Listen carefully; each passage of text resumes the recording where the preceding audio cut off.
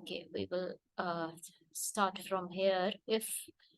Consult the clinician managing antithrombotic therapy to determine if temporary interruption is required or specialist referral is required. If the procedure risk is low, but bleeding risk is high in a patient because of his own related risk factors, or if the procedure related risk is high. If temporary interruption is required, you again consult medical practitioner. If temporary interruption is not required, then you check warfarin levels in a patient taking warfarin INR ratio within 24 hours before procedure. If INR is controlled well within 3.5, then only do the procedure. Otherwise, do not perform the procedure. If more than 3.5, refer for medical assessment and stabilization of INR. So this is all how it runs. Okay. Then we have for patients, for procedures performed in patients taking single oral anticoagulant or dual antiplatelet therapy, use local hemostatic measures and follow the general management advice to minimize the bleeding risk. Single one, you can use only the local measures and complete the procedure. Advise patients that they may have extensive bruising and seek urgent medical attention. If there is persistent bruising, always give them the after clinic hours emergency numbers. If in case they encounter need to encounter the emergency services. And patients taking single antiplatelet drug undergoing an oral or dental procedure. Now it is a single aspirin or the clopidogrel or anything they are using. Now, temporary interruption of single antiplatelet therapy is not required for oral and dental procedures. Procedures that are unlikely to cause prolonged bleeding. Procedures with low risk of prolonged bleeding. Consult the clinician managing the antiplatelet drug to determine if temporary interruption of single antiplatelet therapy is required for the following oral and dental procedures with high risk of prolonged bleeding. So low risk and no risk, nothing is required. If higher risk of prolonged bleeding, consult. For procedures performed in patients taking single antiplatelet drugs, use local hemostatic measures for any of the patients and follow general management advice to minimize bleeding risk. Advise patients that they may have extensive bruising and to seek urgent medical attention if there is persistent ooze or bleeding that restarts or any bleeding of concern. Use these local hemostatic measures when performing oral or dental procedure in a patient taking an antiplatelet drug. Then last we have patients who are on injectable anticoagulants undergoing oral or dental procedure. For patients using injectable anticoagulant, delay elective procedures until after anticoagulant therapy has stopped. This can be very easily done because this will not be long enough, the heparin therapy.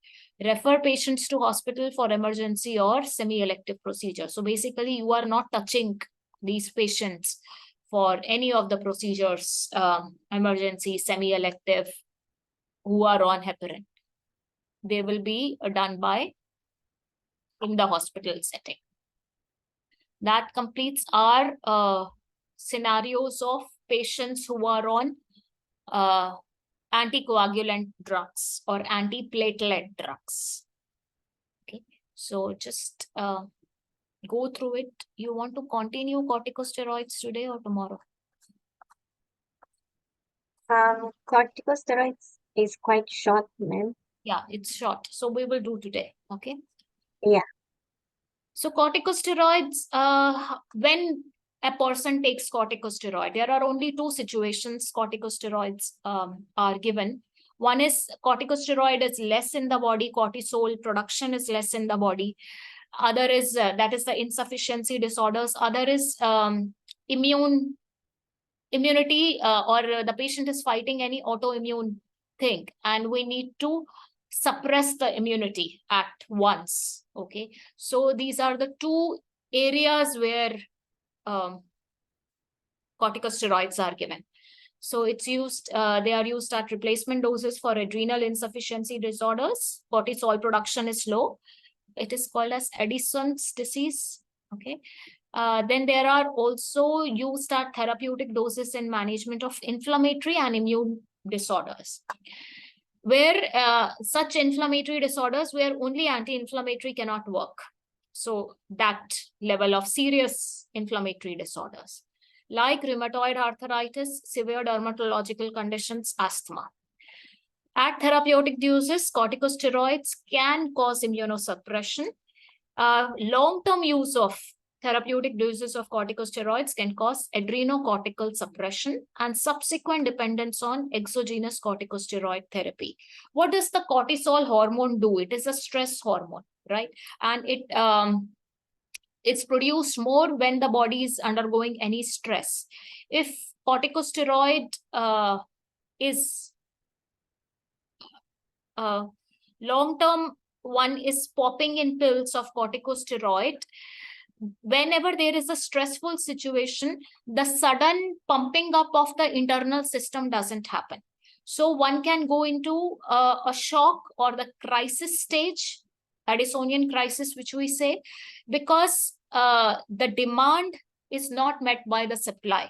So that is how it runs. The feedback loop is corrupted because of continuous taking of external medicine. Now, the dose and duration of treatment likely to cause clinically relevant adrenocortical suppression is not clear. How much of the dosing will cause in how much time if the patient is taking 1 year, 2 year, how much will lead to that level of suppression. So it is not clear and varies significantly between the patients.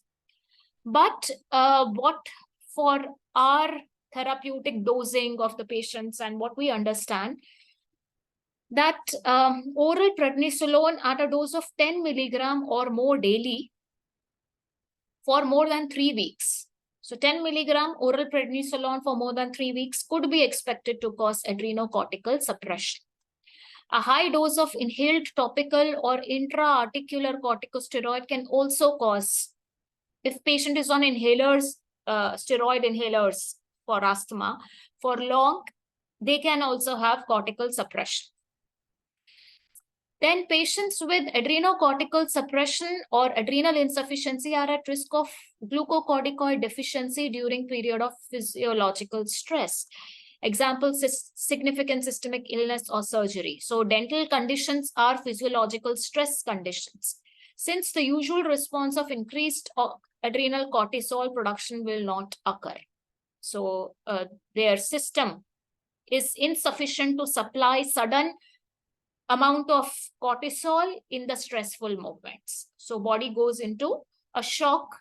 It is not being able to create enough cortisol when the sudden demand in stress rises.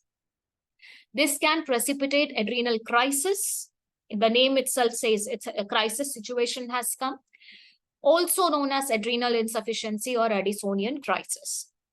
The primary manifestations of crisis are GIT symptoms and symptoms of acute circulatory failure. When the cortisol levels are less, so patient becomes hypotensive, BP drops, blood pressure drops, and confusion settles in.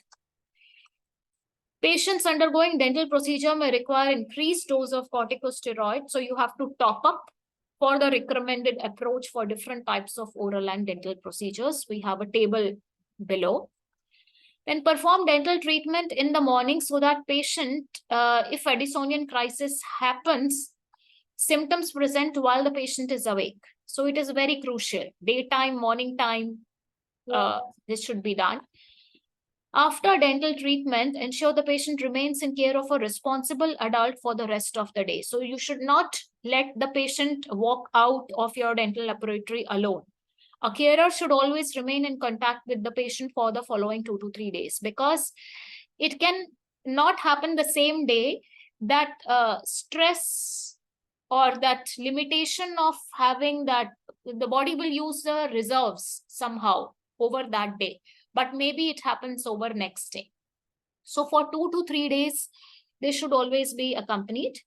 Advise the patient and the carer to seek urgent medical attention if the patient experiences symptoms of adrenal insufficiency, which is hypotension, confusion, gut issues. Okay. Now, how to adjust corticosteroids for oral and dental procedure? The following recommendations are given. There is limited evidence to inform approach for dose adjustment, but for non-invasive procedures like dental checks, impressions, x-rays, not need to increase any dose. Advise patients to take their usual dose on the day of treatment. So you will ask patient, have you taken your corticosteroid pill? And that should be it. But for invasive dental procedures for less than 1 hour in outpatient setting, like professional cleaning, restorative treatment, tooth extraction, periodontal treatment, implant placement, all these are less than 1 hour, even implant placement, they say. Patients at risk of adrenocortical suppression means those who are taking, say, oral cortisol for more than 3 weeks or prolonged inhalers or anything require increased dose of corticosteroid. These patients may have a dosing strategy action plan for periods of stress. So this would be given to them by their medical physicians. In periods of stress, how do you need to dose on your corticosteroids? If they do not have any strategy to combat stress in place, consult their medical practitioner. In Australia, they give stressful periods. If you encounter more stress, you can take this much of more pills or anything. But the increased dose is usually started on the morning of the procedure. So if the patient is taking 10 cortisol, you may add in based on their dosing strategy on the same morning of the procedure.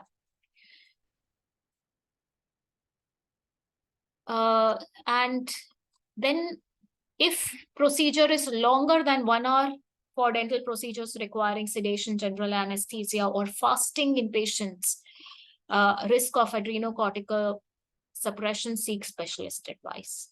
So longer than 1 hour, if you need greater dental procedure, sedation, GA, specialist advice would be needed. So clear, corticosteroid, basically, we need to top up the dose in these less than 1 hour of the procedures in the patients who are already on long-term corticosteroids. That's bit about it. If normal checkup can be done normally, but if it is more than 1 hour, direct consultation with the specialist. So these 3 major criteria are important. Why does it happen? The whole previously, they have only explained how it leads to Addisonian crisis, what it means to take steroids on a regular basis. That's it. Okay. Any doubts? No, ma'am. Bronze is a bit tricky because we have not been, our focus in our studies has never been to bronze so much. So we will take this in tomorrow's session.